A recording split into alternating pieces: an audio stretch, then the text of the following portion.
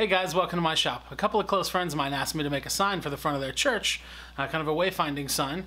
And I'm not really a sign maker by any means, but I'm really interested in it and kind of want to get into it, so jumped at the chance. So they paid for materials and I'm donating my time, and so far I've been having a blast. Now in this first part we're going to show you how I made the actual sign itself that's going to be hanging from a frame. And the next video I'm going to be showing you how to make a frame. And in that video, or a short follow-up video after that, we'll show my friend and I installing it at the church. Stick around. So to get started here, I'm cutting up some redwood 2x6s. We chose redwood because it's really great in the outdoors. It's naturally rot resistant and it's very common here in California.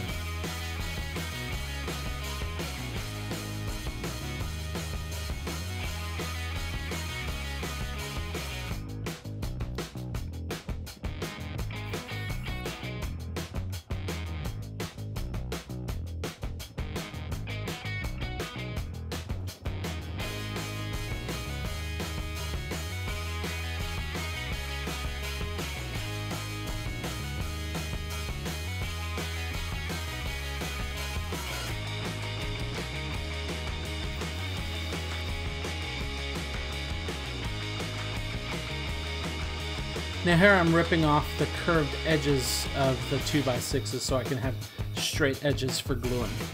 Pay attention though, because when I'm clamping up I'll use some of these edges as cauls to keep the ends of the boards from getting dented by the clamps, and I also use them to protect them when I'm smacking them together with the dominoes. Now there, my table saw and my vacuum at once was too much for my one puny little circuit here, so I had to go turn it back on. Now when I cut that strip off, it's better to reverse it that way if you get caught mid-cut. It's also handy for thin strips in general.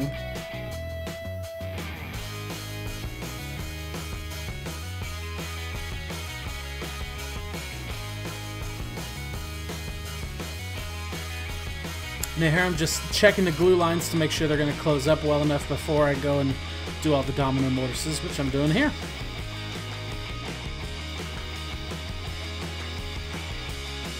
Now I gotta say, I really love this domino the more I get to know it. For this glue up, it literally only took about 5 minutes total to do all of the mortises for this panel. The one trick I learned here was to clamp a fence against the table instead of clamp each piece. It allows you to move so much faster. I don't remember where I saw that, if it was in a video I believe, or maybe on Festal's Instagram, I'm not quite sure.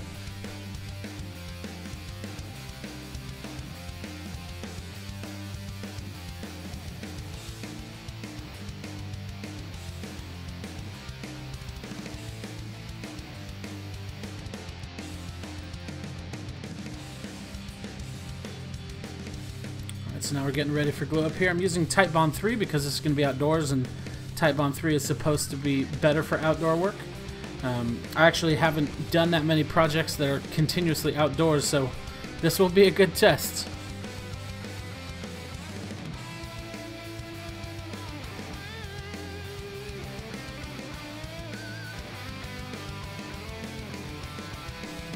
Now here you may notice that the dominoes are a little bit darker. These are Sipo mahogany dominoes, and they are sold to be used outdoors compared to the normal beach ones. I've heard mahogany's a little bit better outdoors, so I'm guessing that's why. But now here you also might notice that the domino holes, the mortises, are justified a little bit towards one side. That's so that they're justified towards the bottom of the panel, so that they don't peek out when I route in the letters.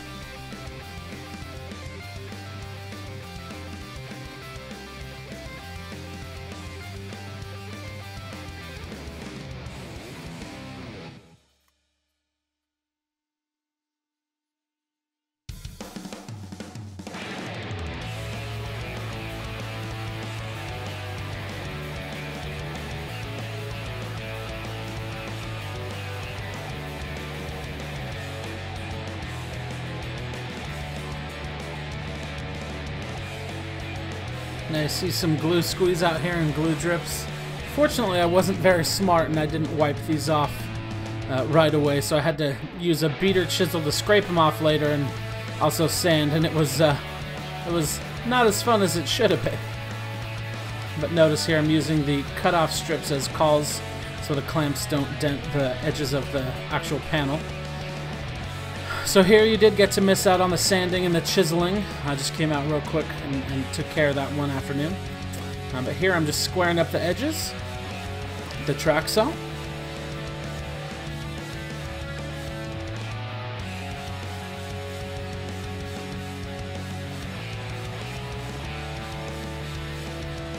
One of my big challenges is precision, so even in instances where it's not hugely important, I really try to push myself to be as accurate as I can because it's something I always want to get better at. And so here you'll see a lot of double checking when I measure stuff again after it's done.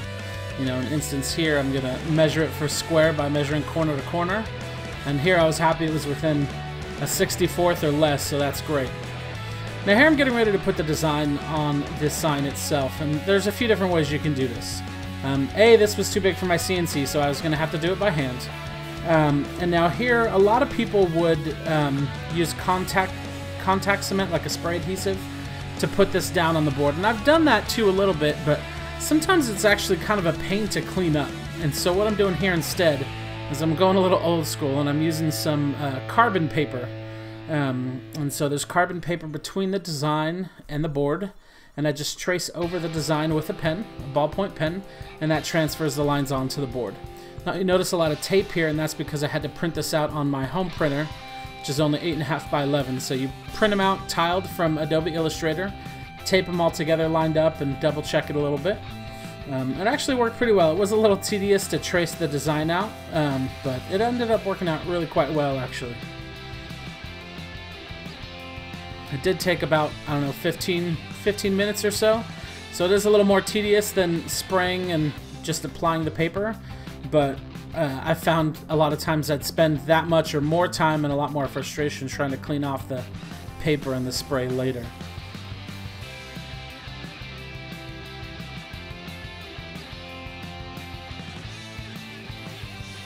Alright, so here I'm just cutting the little corner scallops with the jigsaw.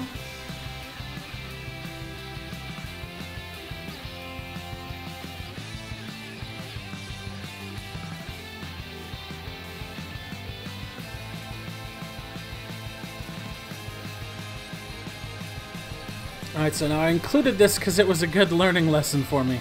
I kind of knew this wasn't going to work, but I was really hoping it would. Basically, I wanted to use my Festool router because it has great dust collection.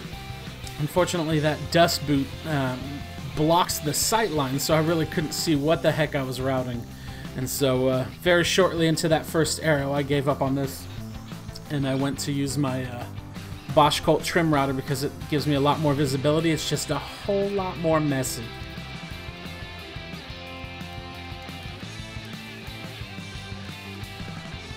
Now I'll give you a close-up on these later, but for the arrow here, I'm using a 3/8 radius round nose router bit.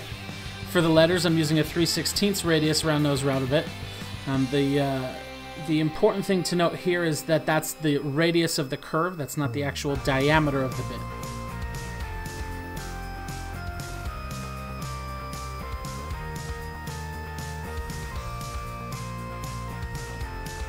Very quickly there, you'll notice I started without this mask, but very quickly I was getting showered in sawdust, so I went to the full face shield, and I actually still got behind the face shield quite a lot during this process.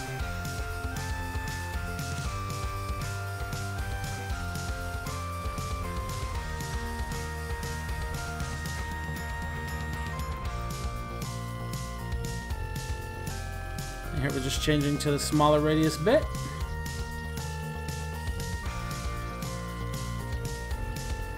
I use the arrow to set the depth so it matches, and then we go to town routing the letters. Now one day I did the top line here, and the next day I did the bottom line, which is what we just cut to. For this bottom line I actually was wearing a respirator as well because the dust was getting in my mouth even around that mask, and it was quite messy. Now here you can see I'm just following the pencil lines. A lot of times what I would do is hog out the majority of the material not close to the pencil line, and then go back and just clean it up, smooth it up, kind of like you would on a bandsaw a lot. You cut slightly outside the line and then bring it up slowly. You have a lot more control if you're routing by hand if you do it that way, as far as doing designs and stuff like that. So the more material you're trying to route away at once, the more that router wanted to grab. So I really had a lot better luck by hogging out material not close to the line and then going up and touching up, bring it back close to the line later.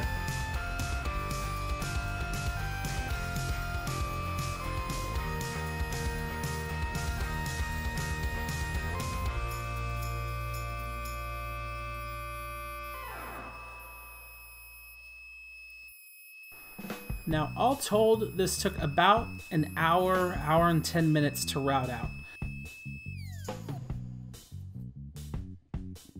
That's probably about how long it would have taken on my CNC, honestly, so time-wise, you know, I couldn't really say that it took that much longer.